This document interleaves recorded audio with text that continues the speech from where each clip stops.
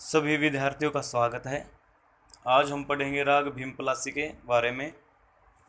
तो मैं थोड़ा सा विवरण आपको राग भीमपलासी के बारे में पहले बता देता हूँ, फिर मैं आपको सारा लिख के समझा दूँगा।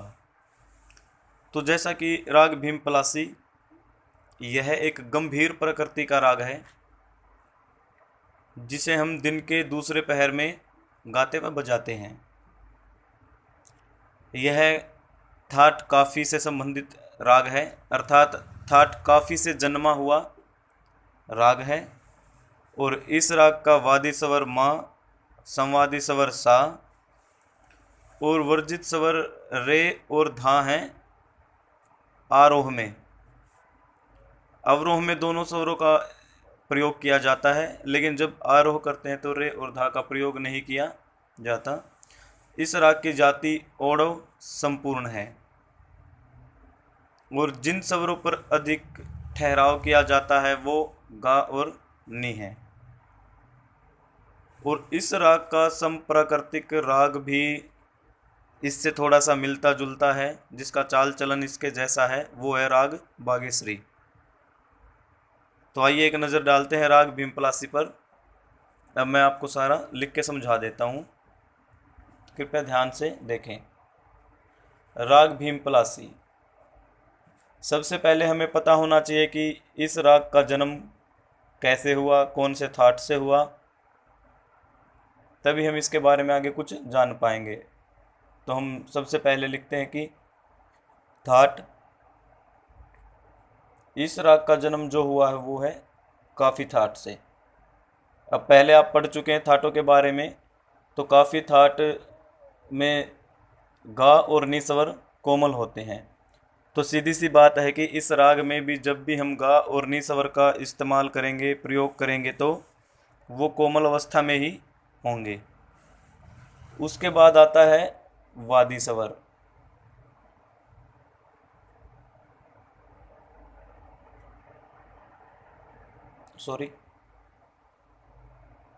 वादी स्वर, इस राग का वादी स्वर है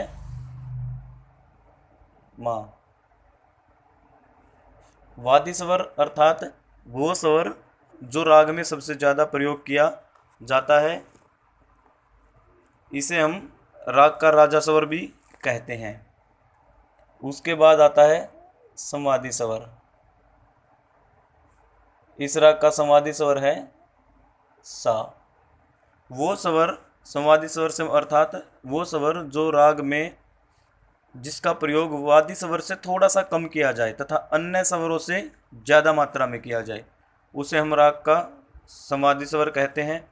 और उसको मंत्री की संज्ञा भी दी जाती है।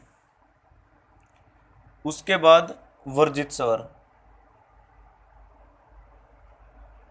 वर्जित स्वर के बारे में आप समझ सकते हैं कि जिन रागों को हम बिल्कुल इस्तेमाल नहीं करते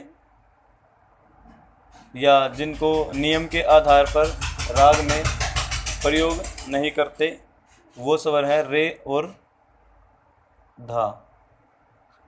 इन दोनों स्वरों को हम आरोह करते समय बिल्कुल भी प्रयोग नहीं करते। उसके बाद आती है राग की जाति। जाति, वैसे ये सारे टॉपिक्स आपको पहले मिल चुके हैं, तो आई थिंक आप सबके बारे में अच्छे से जानते होंगे, लेकिन फिर भी मैं एक बार बता देता हूँ आपको राग की जाति। राग में लगने वाले स्वरों से हमें राग की जाति का पता लगता है। और हमारे पास राग की जातियाँ 3 प्रकार की होती हैं: ओढ़व, साढ़व और संपूर्ण। ओढ़व जाति में 5 स्वर प्रयोग किए जाते हैं, साढ़व में 6 स्वर प्रयोग किए जाते हैं और संपूर्ण में 7। तो इस राग की जाति है ओढ़व संपूर्ण, अर्थात आरोह में 5 स्वर प्रयोग किए जाएंगे और अवरोह में 7 स्वरों का प्रयोग किया जाता है। अब आते हैं न्यास के स्वर।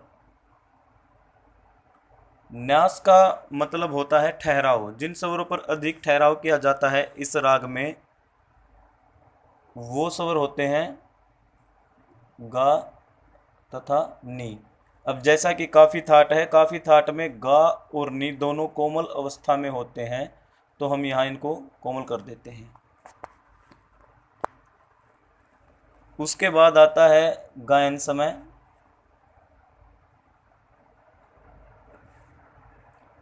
मैं पहले भी आपको बताया भी कि इस राग का गायन समय जो होता है वो होता है दिन का दूसरा पहर। दिन के दूसरे पहर के समय ही इस राग को गाया व बजाया जाता है। अब इस राग से मिलता जुलता राग कौन सा है? संप्राकृतिक राग। इस राग से मिलता जुलता राग है जिसको हम संप्राकृतिक राग बोलते हैं, वह है राग बागेश्वरी। यह आपके सिलेबस का राग नहीं है, यह आपको 12th क्लास में पढ़ने को मिलेगा, लेकिन इसका संप्राकृतिक राग है तो हम यहाँ पर इसको दर्शाते हैं राग बागेश्वरी। यह राग का सारा परिचय है। ठाट, वादी, संवादी, वर्जित, जाति, न्यास, गायन समय, संप्राकृतिक राग। मैं आपको एक बार और फिर इन सब शब्दों के बारे में फिर थोड़ा सा डिटेल में बता देता हूँ। ठाट, स्वरों का वह मिला जुला रूप जिसको इस प्रकार व्यवस्थित किया जाए, गाया जाए, बजाया जाए या लिखा जाए जिससे उसमें किसी राग को उत्पन्न करने की क्षमता आ जाती है, उसको हम ठाट बोलते हैं। और ठाटों को शॉर्ट वे में रागों का जनक भी कहा जाता है, रागों का पिता भी कहा जाता है। उसके बाद आता है वादी स्वर। वादी स्वर को राग रूपी राज्य का राजा भी कहा जाता है। यह वह स्वर होता है जो राग में सबसे ज़्यादा प्रयोग किया जाता है। उसके बाद आता है संवादी स्वर। इसको वादी स्वर से थोड़ा सा कम प्रयोग किया जाता है और अन्य स्वरों से ज़्यादा किया जाता है। इसको हम राग रूपी राज्य में मंत्री की संज्ञा देते हैं, संवादी स्वर। उसके बाद वर्जित स्वर।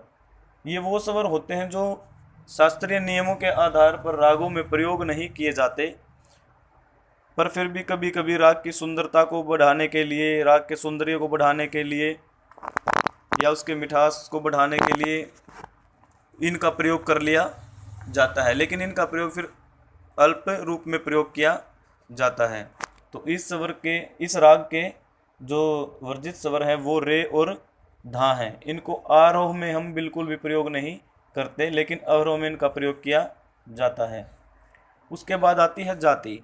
जाति से मतलब क्या है कि राग में लगने वाले स्वरों की संख्या से हमें उस राग की जाति का पता लगता है। अगर किसी राग में आरोह में 5 स्वरों का प्रयोग है और अवरोह में 7 स्वरों का प्रयोग है तो हम उसकी जाति को कहेंगे ओढ़व संपूर्ण, जैसा कि इस राग में भी है। अगर किसी राग में आरोह में 5 स्वर हैं, अवरोह में 6 स्वर हैं, तो उस राग की जाति बनेगी ओढ़व साढ़व। ओढ़व का अर्थ होता है 5 स्वर, साढ़व का अर्थ होता है 6 स्वर और संपूर्ण का अर्थ होता है 7 स्वर। उसके बाद आता है न्यास के स्वर। न्यास का अर्थ होता है ठहराव, कि हमें राग में किन स्वरों पर अधिक ठहराव करना है, ध्वनि को कहाँ अधिक विश्राम देना है, ठहराव करना है ध्वनि का। उन स्वरों को हम संगीत की भाषा में न्यास के स्वर बोलते हैं। उसके बाद आता है गायन समय। हर राग को गाने का समय टाइम टेबल अलग अलग होता है। तो जो भीमपलासी राग है इसको गाने का समय है दिन का दूसरा पहर। उसके बाद आता है इससे मिलता जुलता राग कौन सा है, जिससे इन दोनों में थोड़ी सी असमानता होती है, लेकिन ये दोनों मिले जुले राग होते हैं। इनको हम बोलते हैं संगीत की भाषा में संप्राकृतिक राग। मतलब इसके जैसी प्रकृति रखने वाला, नेचर रखने वाला, टेस्ट रखने वाला दूसरा कौन सा राग है, तो इस राग का संप्राकृतिक राग है राग बागेश्वरी। अब बारी आती है राग के आरोह की। आरोह से आप समझते होंगे जब स्वरों को चढ़ते क्रम में बोला जाता है तो हम उन्हें आरोह कहते हैं, और जब स्वरों को उतरते क्रम में बोला जाता है तो वह स्वरों का अवरोह कहलाता है। तो इस राग का आरोह है, देखिए, सा गा मा पा नी और सा।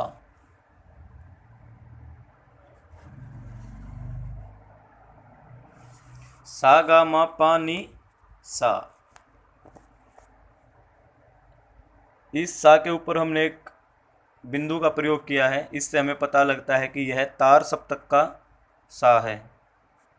जिन स्वरों पर कोई चिन्ह नहीं प्रयोग किया जाता उनसे पता लगता है कि मध्य सप्तक के स्वर हैं। सा गा मा पा नी सा इस राग का आरोह है। अब लिखेंगे अवरोह।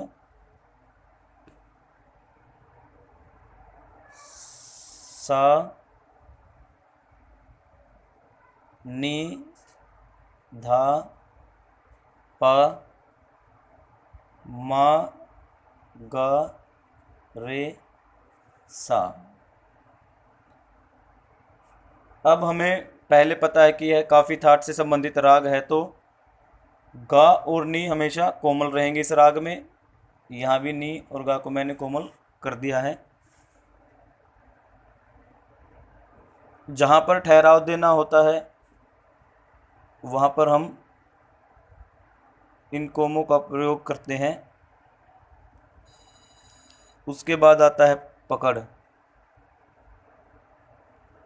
किसी भी राग में ये तीनों चीज़ें बहुत महत्वपूर्ण होती हैं, आरोह, अवरोह और पकड़।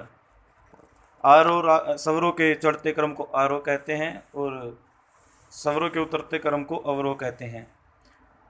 पकड़ से क्या मतलब है? पकड़ से वो स्वर जिनके गाने व बजाने से उस राग का स्वरूप झलक जाए, अर्थात जिनको गाने व बजाने से स्वरों का वह छोटे से छोटा रूप, जिसको गाने व बजाने से हमें किसी भी राग के स्वरूप के बारे में पता लग जाए, उसे हम पकड़ कहते हैं। तो इस राग की पकड़ है नी सा गा मा मा नी सा गा मा पा मा गा रे सा। गा और नी को कोमल कर देंगे और इस नी के नीचे हमें एक बिंदु का प्रयोग करना पड़ेगा, क्योंकि यह मंदर सप्तक का नी है। मंदर सप्तक के हर स्वर के नीचे हम डॉट का प्रयोग करते हैं। तार सप्तक के हर स्वर के ऊपर हम ऊपर बिंदु का प्रयोग करते हैं। और जो मध्य सप्तक के स्वर होते हैं उन पर हम किसी भी चिन्ह का प्रयोग नहीं, इन डॉट का किसी भी डॉट का प्रयोग नहीं करते। तो इसकी पकड़ है नी सा गा मा पा मा गा रे सा। तो यह है राग भीमपलासी। आशा है कि आप सबको अच्छे से समझ में आ गया होगा। धन्यवाद।